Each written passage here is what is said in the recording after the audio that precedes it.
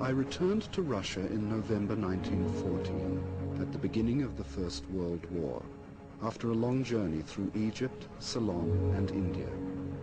When leaving St. Petersburg, I had said that I was going to seek the miraculous. The miraculous is very difficult to define. For me, this word had a quite definite meaning.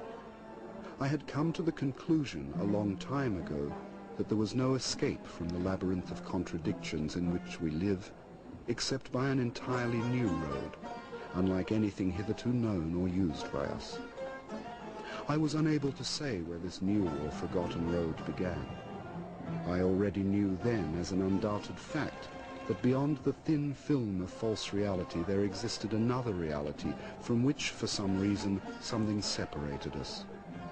The miraculous was a penetration into this unknown reality.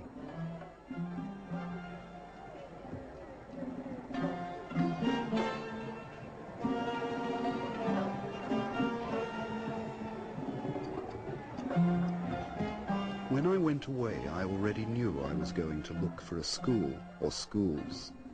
I had arrived at this long ago. I realized that individual efforts were insufficient, and it was necessary to come into touch with the real and living thought which must be in existence somewhere, but with which we had lost contact. I could not explain it clearly, but it seemed to me that even the beginning of contact with the school may have a miraculous nature.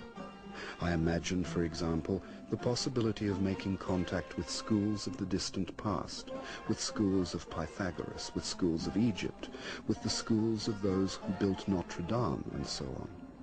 It seemed to me that the barriers of time and space should disappear on making such a contact.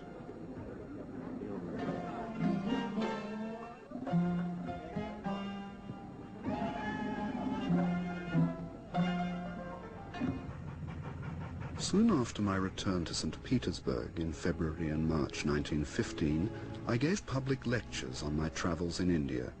The titles of the lectures were In Search of the Miraculous. I felt that on the basis of a search it would be possible to unite together a large number of people who were no longer able to swallow the customary forms of lying and living in lying.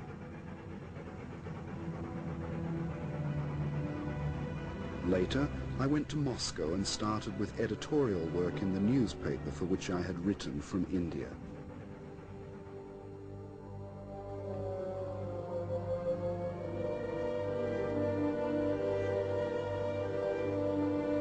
Among people whom I met were two, one a musician and the other a sculptor, who very soon began to speak to me about a group in Moscow which was engaged in various occult investigations and experiments, and directed by a certain Gurdjieff, a Caucasian Greek.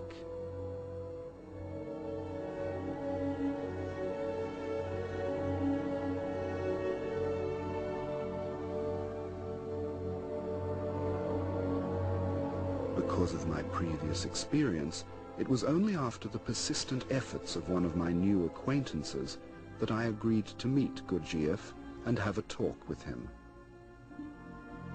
My first meeting with him entirely changed my opinion of him and of what I might expect from him.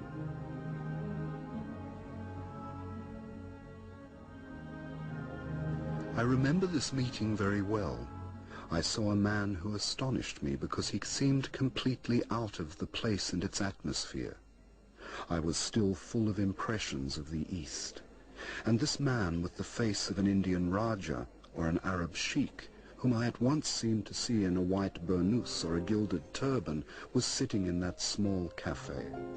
He spoke Russian incorrectly with a strong Caucasian accent, and this accent, with which we are accustomed to associate anything apart from philosophical ideas, strengthened still further the strangeness and the unexpectedness of this impression.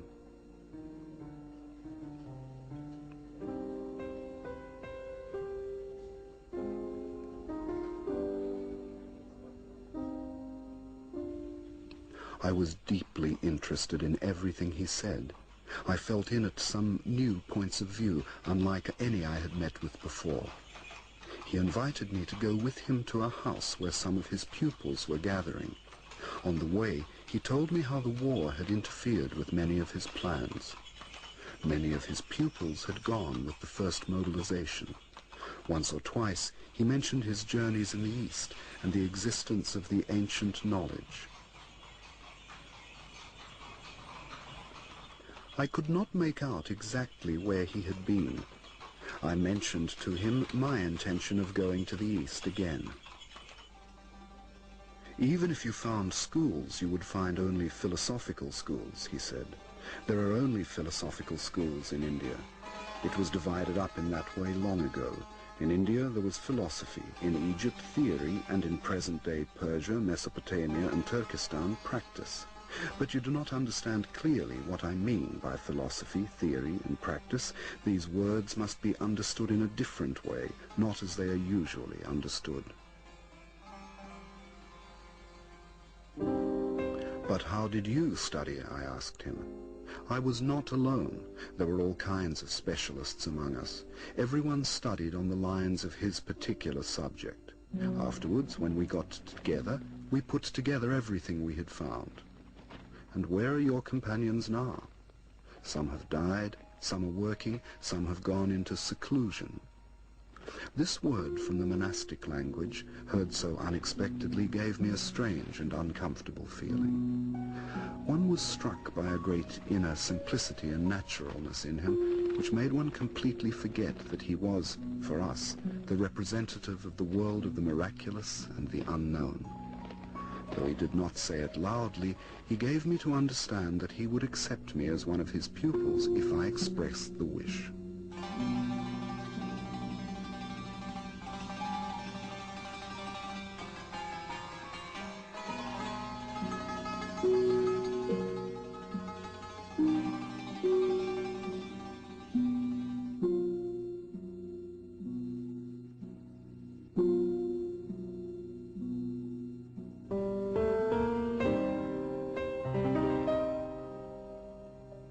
If ancient knowledge has been preserved, and if, speaking in general, there exists a knowledge distinct from our science and philosophy, or even surpassing it, why is it so carefully concealed? Why is it not made common property? Why are the men who possess this knowledge unwilling to let it pass into general circulation of life, for the sake of a better and more successful struggle against deceit, evil, and ignorance?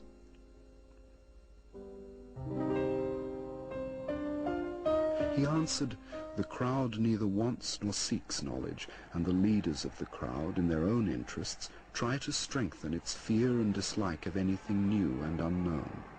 The slavery in which mankind lives is based upon this fear. It is even difficult to imagine all the horror of this slavery. We do not understand what people are loosing. To understand the cause of this slavery, it is enough to see how people live. What makes the aim of their existence, the object of their desires, passions, and aspirations, of what they think, of what they talk, what they serve, and what they worship.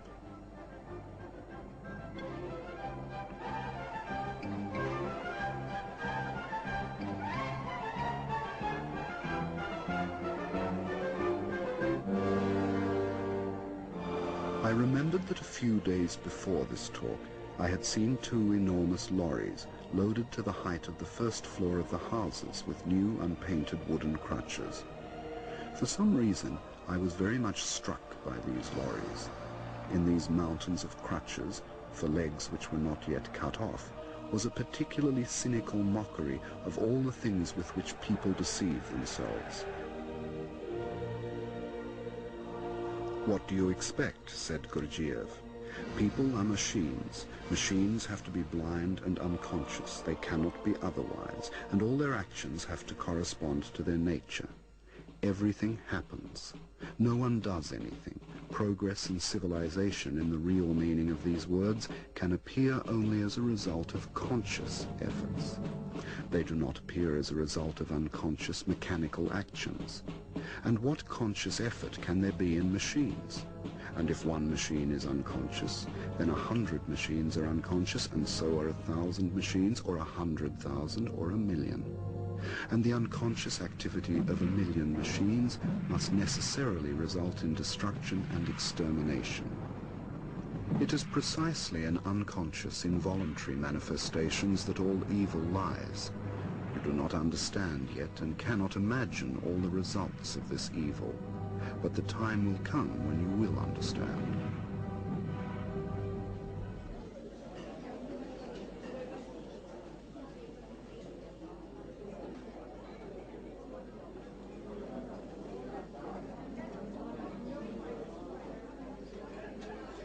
Talks with Gurdjieff and the unexpected turn he gave to every idea interested me more and more every day. But I had to go to St. Petersburg. I remember my last talk with him. I had thanked him for the consideration he had given me and for explanations which obviously had changed many things for me. But all the same, you know, the most important thing is facts, I said. If I could see genuine and real facts of a new and unknown character, only they would finally convince me that I am on the right way. I was again thinking of miracles. There will be facts, said Gurdjieff, I promise you, but many other things are necessary first.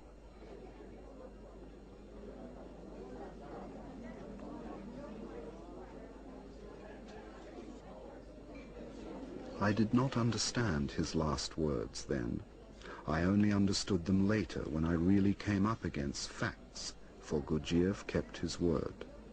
But this was not until about a year and a half later, in August 1916. I thought about that in the night train on the way from Moscow to St. Petersburg. I asked myself whether I had indeed found what I was looking for. Was it possible that Gurdjieff actually knew what had to be done in order to proceed from words or ideas to deeds and facts?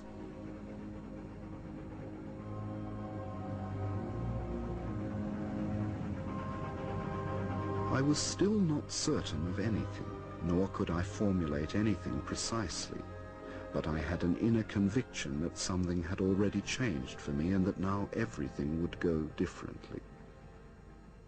This was the terrible summer of 1915, with its gradually lowering atmosphere from which, in spite of all efforts, I could not free myself.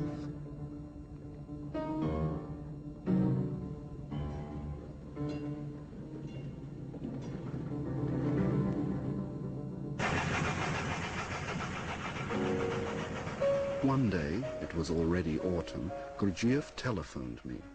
He had come to St. Petersburg for a few days. I went to see him at once, and in between conversation with other people who came to see him on various matters, he spoke to me just as he had in Moscow.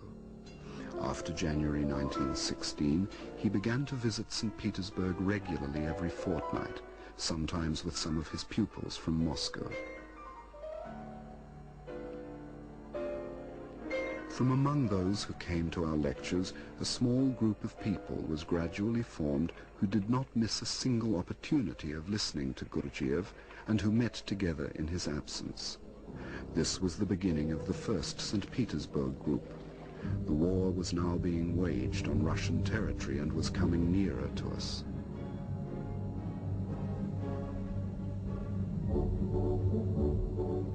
We all felt that we had to hurry, that we were doing too little compared with the immensity of the task we had set ourselves. We realized that our chance of knowing more might go just as suddenly as it had come, and we tried to increase the pressure of work on ourselves and to do all that we could while the conditions were favorable.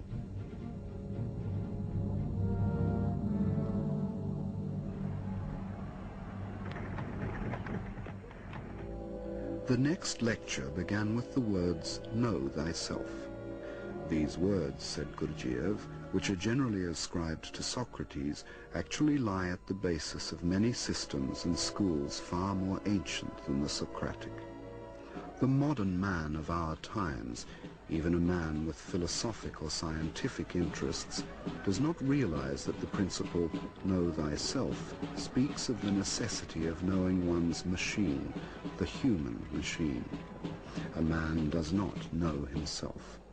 A man is a very complex machine, much more complicated than a locomotive, a motor car, or an aeroplane.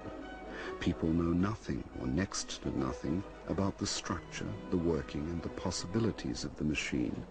They do not understand the simplest functions, for they do not know the aims of these functions. They vaguely imagine how they should learn to control the machine, the way they control a locomotive, a motor car, or an aeroplane. If you are not educated to control a human machine, it is as much dangerous as when dealing with other complicated machines.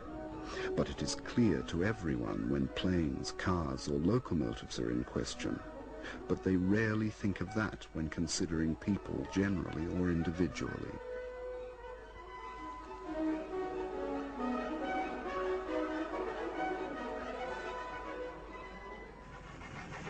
I was already beginning to think that the catastrophe would be upon us before I succeeded in doing what I intended.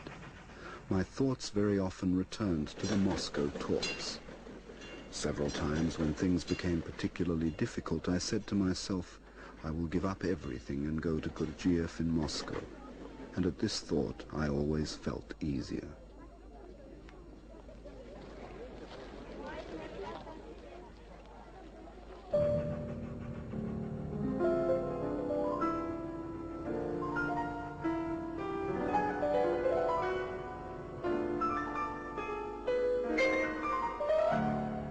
I often recalled my first meeting with Gurdjieff and that night spent with the group in Moscow.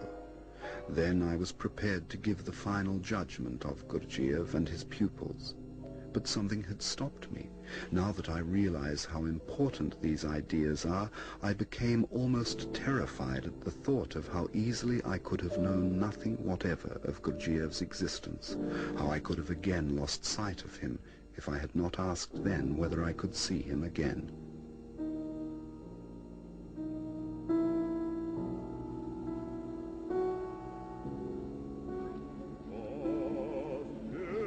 Among the talks at this period, Gurdjieff several times touched upon the question of religion. What particularly astonished me in Gurdjieff's explanations was the extent to which so much has been preserved in its pure form, and how little we understand of all this. His explanations differed very much from the usual theological and even from mystical interpretations.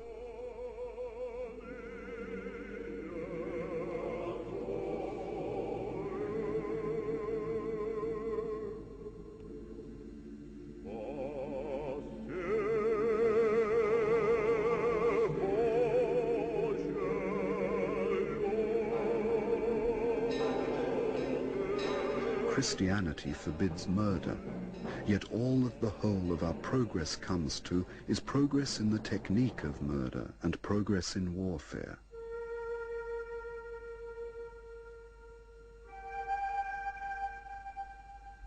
It became obvious from his explanations that we take many things for allegories, in which there is no allegory whatever, and which ought to be understood much more simply.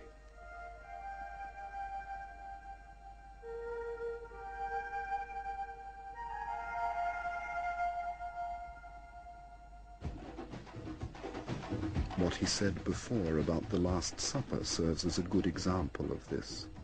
Every ceremony or rite has a value if it is performed without alteration, he said. A ceremony is a book in which a great deal is written. Anyone who understands can read it. One rite often contains more than 100 books.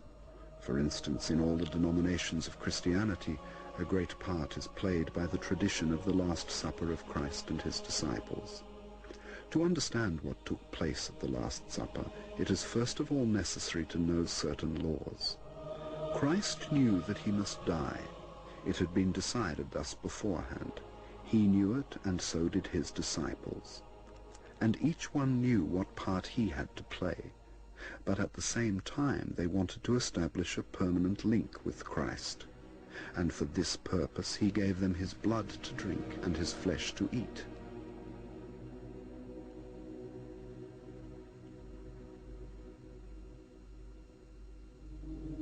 The Last Supper was a magical ceremony, similar to blood brotherhood, for establishing a connection between astral bodies. But who is there who knows about this in existing religions and who understands what it means? All this has been long forgotten, and everything has been given quite a different meaning. The words have remained, but their meaning has been long lost. Meanwhile, the atmosphere in Russia was growing gloomier. One felt that something was bound to happen, and that very soon. During Gurdjieff's last visit, I tried to speak to him about coming events, but he said nothing definite on which I could base my own actions. During the past 2 years, I had given up all my time to his work, to his groups, to talks connected with his work, to journeys from St. Petersburg, and had completely neglected my own affairs. All my plans had long since been upset.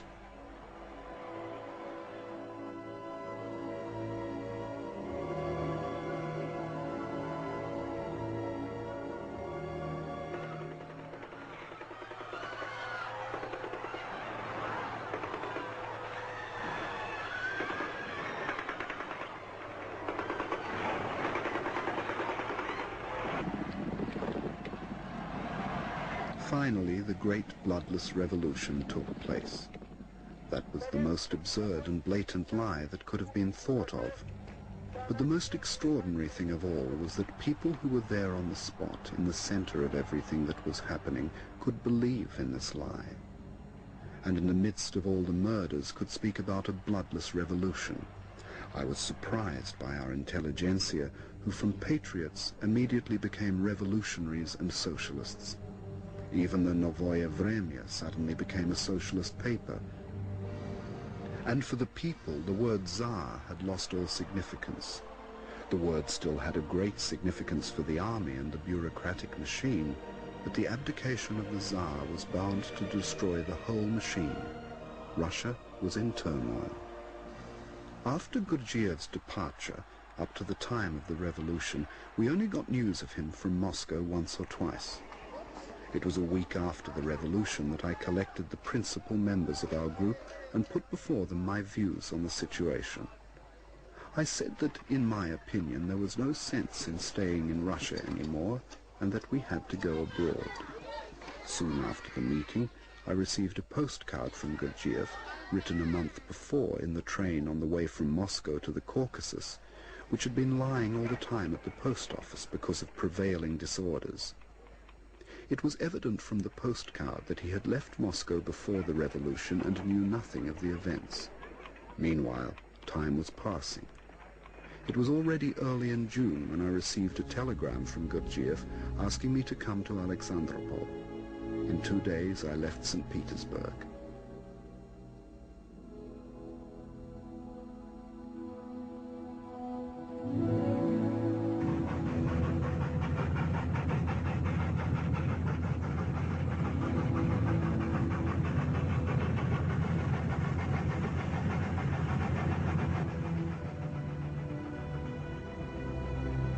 Russia, with no authorities, presented a very curious spectacle. I was traveling for 5 days to Tiflis instead of the normal 3. The whole station was crammed with soldiers. Many of them were drunk. There were some courts-martial, and 3 men were shot there on the platform. A drunken comrade explained that the first man had been shot for theft. The second was shot by mistake because he was mistaken for the first, and the third was also shot by mistake because he had been mistaken for the second.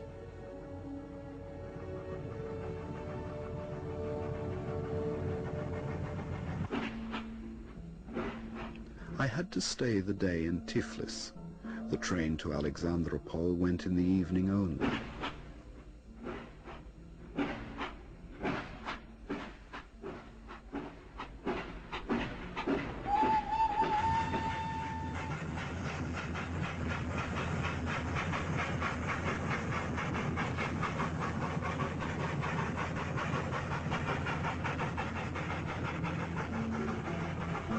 The following morning, I was there. I found Gurdjieff setting a dynamo for his brother. Again, I noticed his remarkable capacity for adapting himself to any kind of work. I met his family. They were people of a very old and peculiar culture. His father was a narrator of legends and traditions, something of a bard. I spent about 2 weeks in Alexandropol.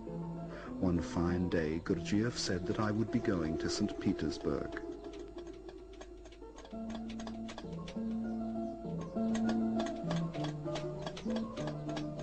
In Moscow and St. Petersburg, I had to inform the members of the group that he was beginning new work in Kislovodsk.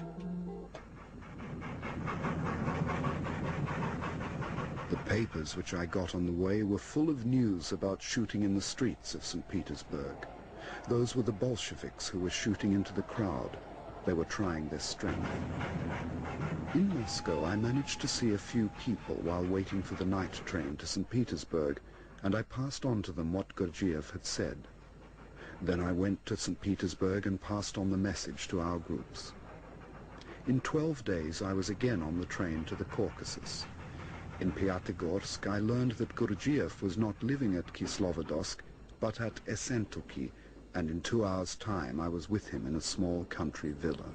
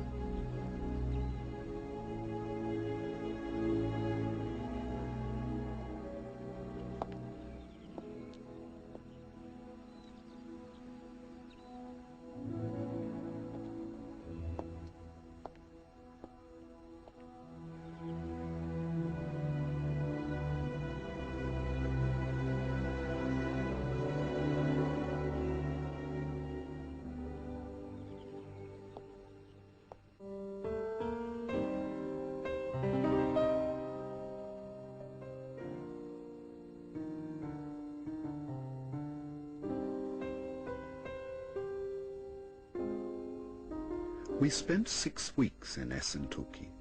Even 6 years would be a short period for everything that was connected with this time, to such an extent was it filled. During those 6 weeks, Gurdjieff unfolded to us the plan of the whole work. He led us at a fast pace without losing a single minute. We went to bed very late and got up very early. We slept for 4 or 5 hours at the most. We did all the housework, and the rest of the time was occupied with exercises.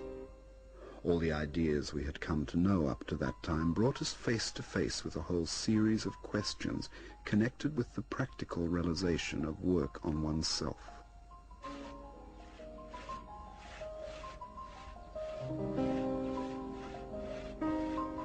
In life, everything is always arranged far too comfortably for a man to work. In a school, a man finds himself among other people who were not his choice, and with whom perhaps it is difficult to live and work.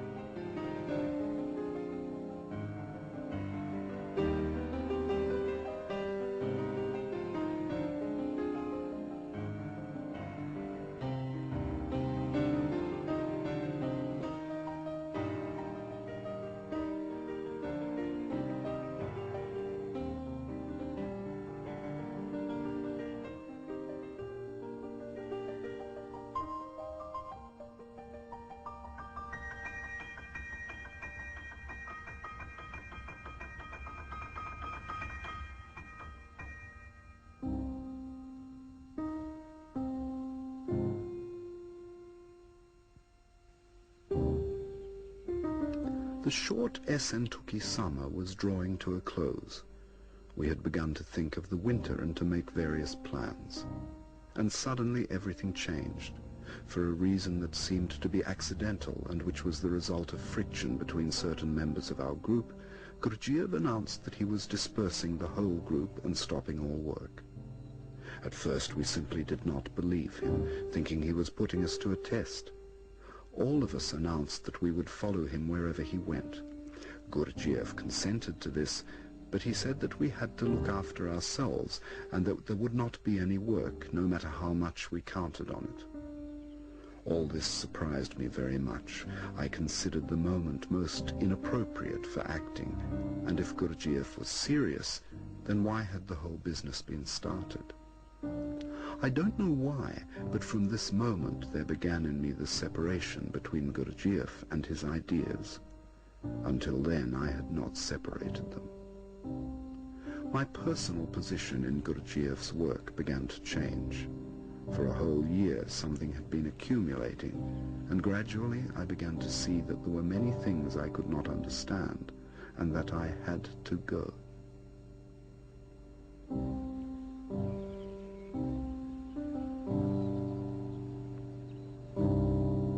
The decision to leave Gurdjieff's work and leave him produced in me a great inner struggle. Later I found the possibility to continue to work in the same direction as Gurdjieff, but independently.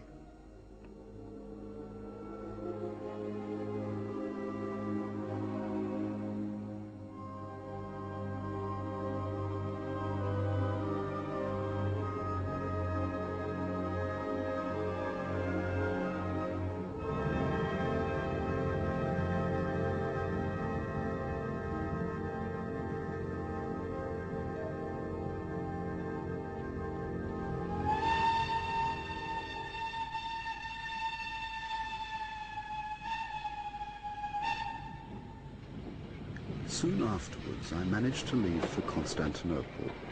At that time Constantinople was full of Russians. I met acquaintances from St. Petersburg, and with their assistance I began to give lectures.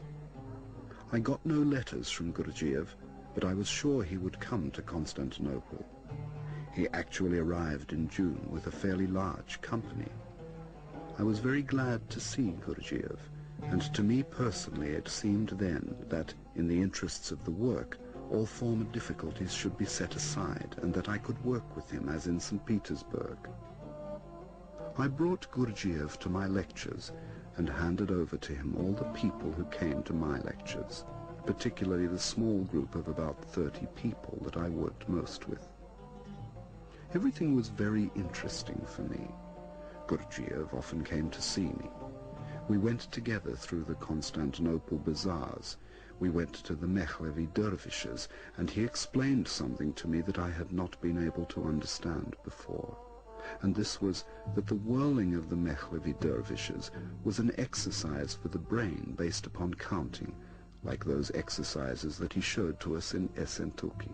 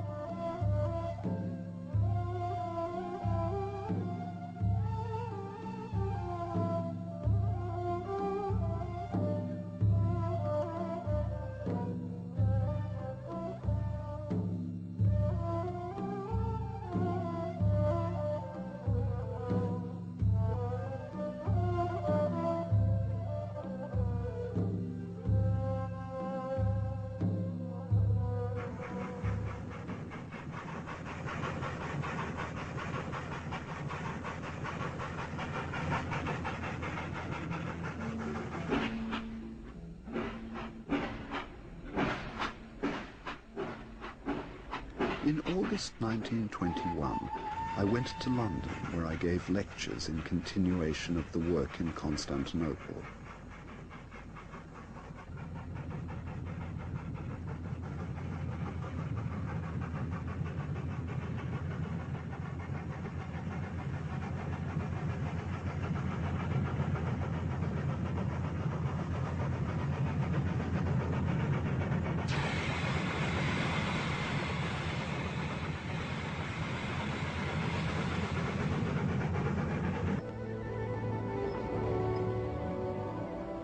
In February 1922, Gurdjieff came to London. I introduced him to all who were coming to my lectures. This time my attitude towards him was much more definite. I did not believe it was possible for me to work with him. I saw again all the obstacles which had begun to appear in Essentuki. This time they had appeared even before he arrived. I decided that if Gurdjieff opened the Institute in London, I would go either to Paris or to America. The Institute was opened in London, but for various reasons it failed. My London friends and those who came to my lectures collected a considerable sum of money for him, and with this Gurdjieff bought the historic Chateaubriand near Paris. There he opened his institute.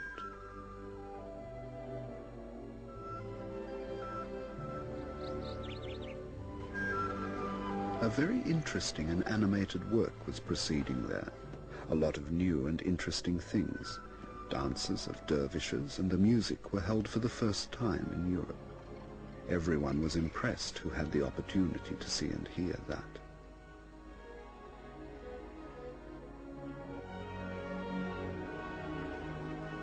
I arrived at the Chateaubriand for the first time at the end of October or the beginning of November 1922.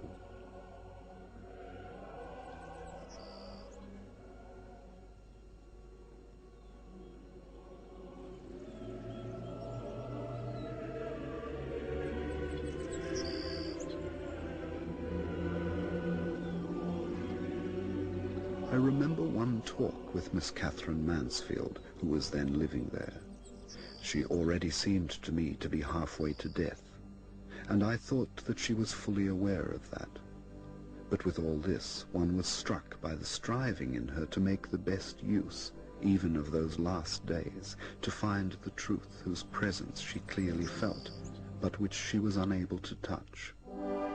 She spoke in a feeble voice which seemed to come from the void, but it was not unpleasant.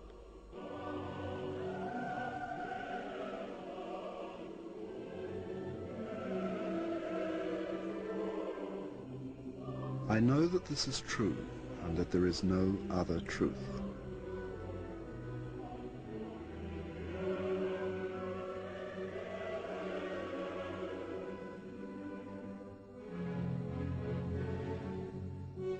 You know that I have long since looked upon all of us, without exception, as people who have suffered shipwreck and have been cast upon an uninhabited island, but who do not yet know it.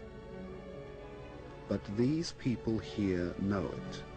The others, there in life, still think that a steamer will come for them tomorrow and that everything will go on in the old way. These already know that there will be no more of the old way. I am so glad that I can be here.